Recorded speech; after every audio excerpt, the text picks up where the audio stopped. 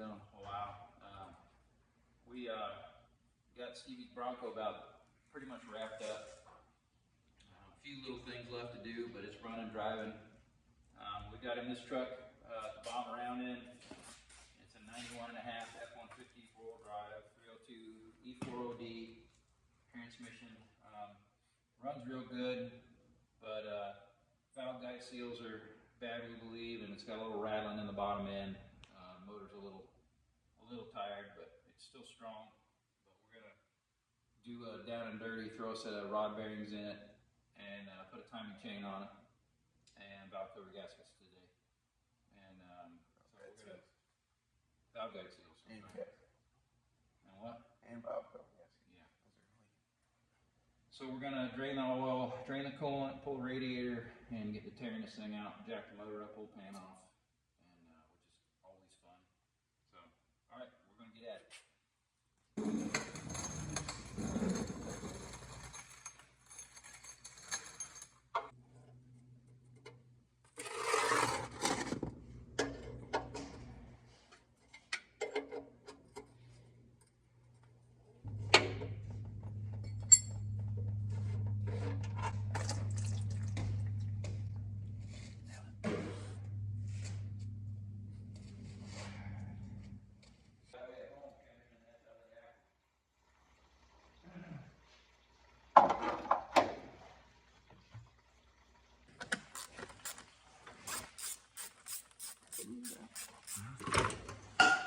Did you listen to that? No, huh? Nope.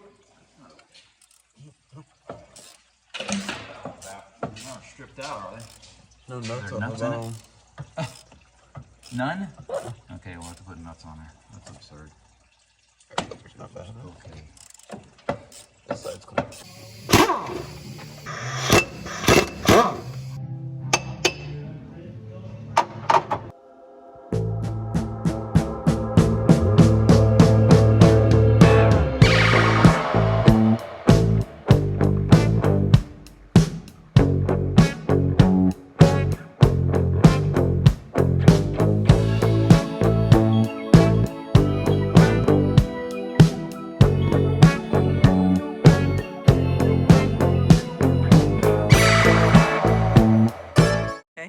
See, this looks fine. This is normal bearing material that you find in the bottom end.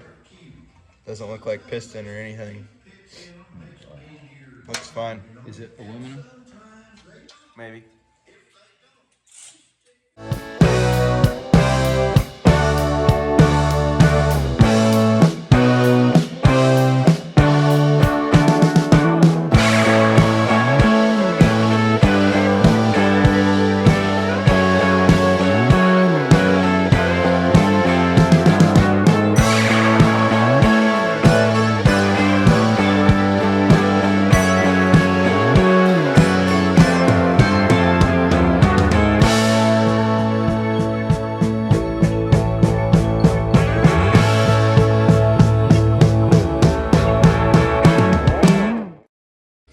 Okay.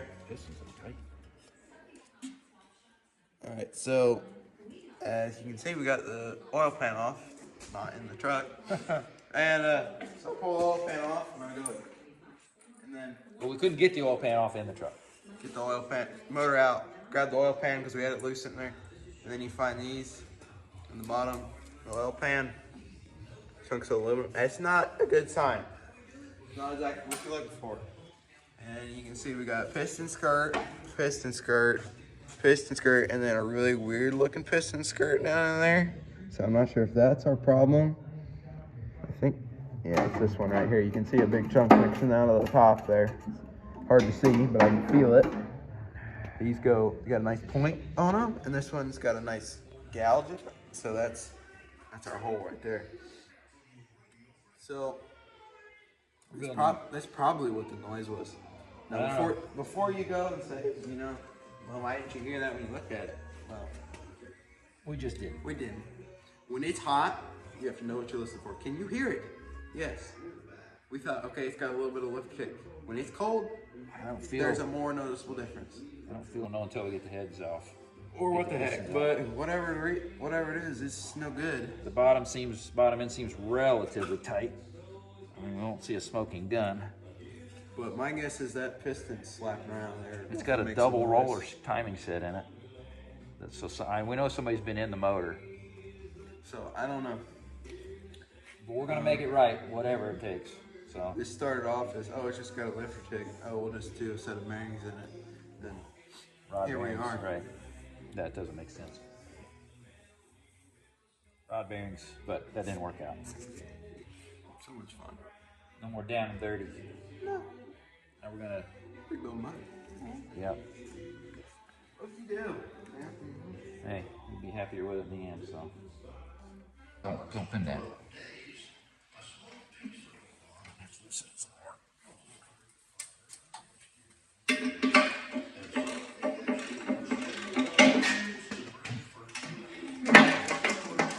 Oh, I hear more parts. It's not parts, it's trash.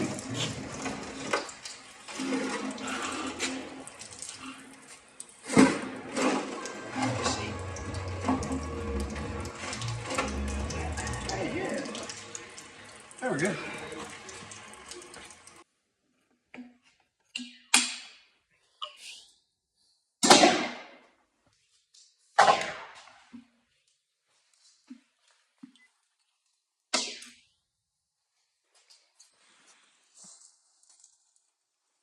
It's been slapping around right there. Can't feel anything. I have to measure it. See if there's a little bit of ring groove in it. Where it stops. You can look and tell. Grab your flashlight.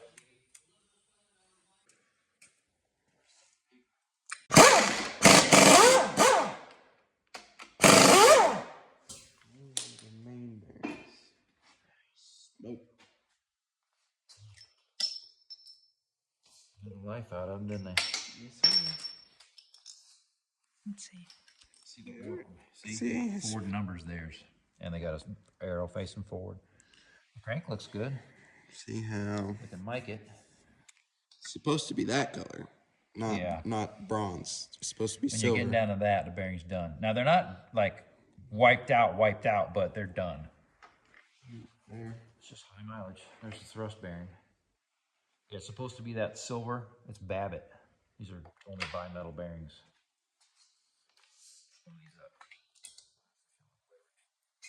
Ooh, that one's really long. Mm-hmm. That should be out. One piece remaining up.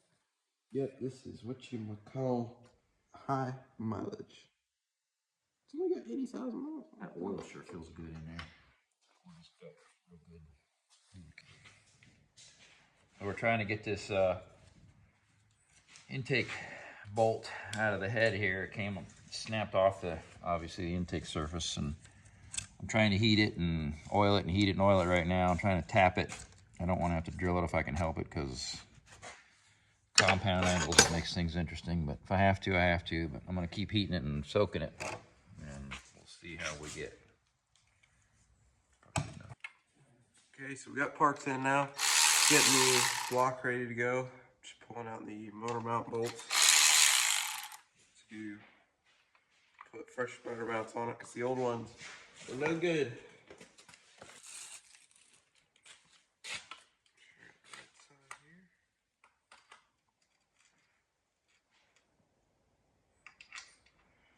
Pretty simple. They just bolt down with 2 bolts here, and then 1 bolt goes through the cross member on each side.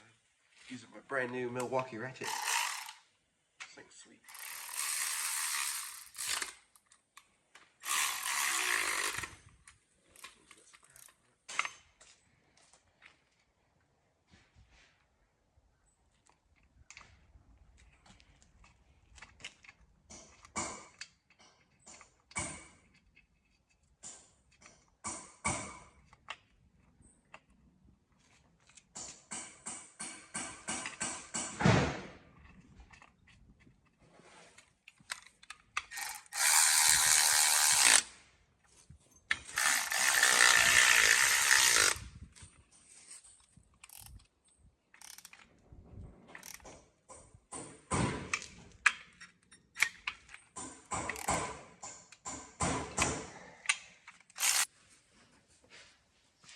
Here we are with the block.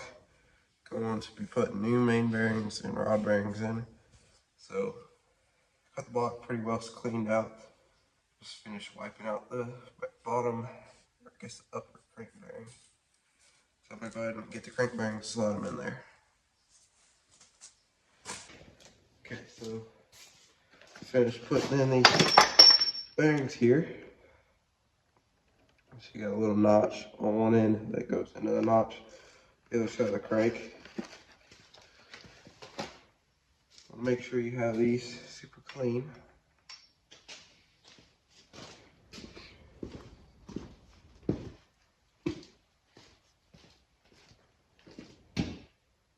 You start this side without the notch and push the other side down in so it's flush. Just like that.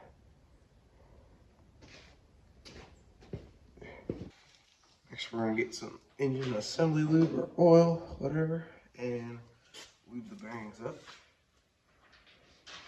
It's all specific on this middle one here. That's your side or front and back movement on the crank. That one goes in the middle. You can actually see there's little divots for the wear tabs, I guess you'd call them, to go there. But also going to go ahead and wipe out these and install the uppers in here.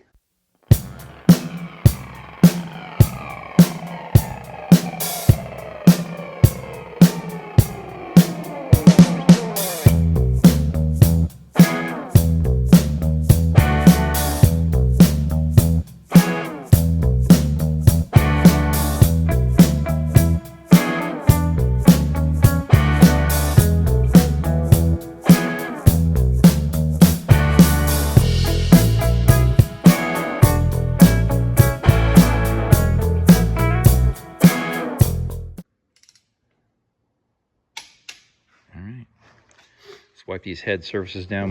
We'll hit it with the roll lock again, and then time for heads. Let's do the oil, timing cover and oil pan first. We didn't show you a lot of this motor because we were going like gangbusters trying to get this thing done, get him back on the road. We put the motor in. We've got a little bit of a miss.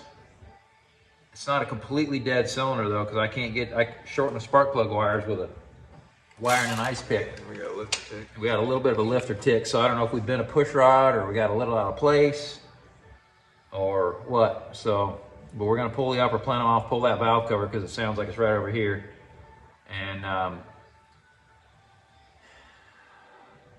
go from there because at this point we're not sure. So we're gonna pull the valve cover, the upper plenum, the throttle body, and valve cover, see what we got. Fill you in. Okay, so we didn't film again because Mom walked away to do something. And we're idiots. Yeah, so, but anyway, got the intake manifold off and we got the valve cover off. All it was a loose rocker arm, so I guess when we were putting together, we skipped one. I went through, tightened it all down, and I went through and checked all of them. Okay, but either way. So we got it done. Going back together with the intake manifold, the gasket didn't rip. Got the intake manifold on. I'm hooking up all the vacuum lines after I broke two more, and we're gonna put the airbox on, and then we should be able to fire this up again, and hopefully no tap. Hook up the.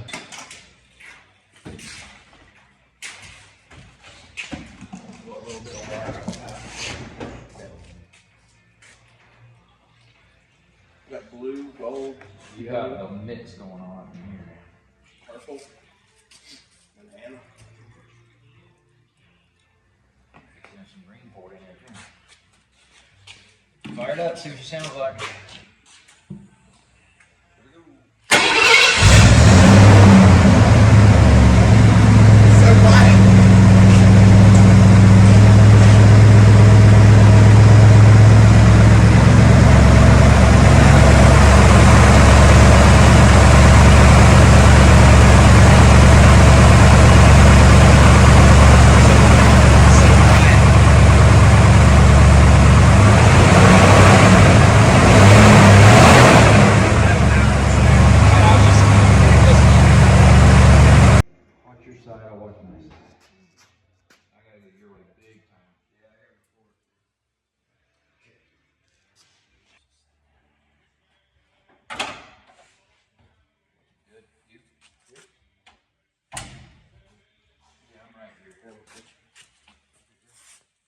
Yeah, it's about the same.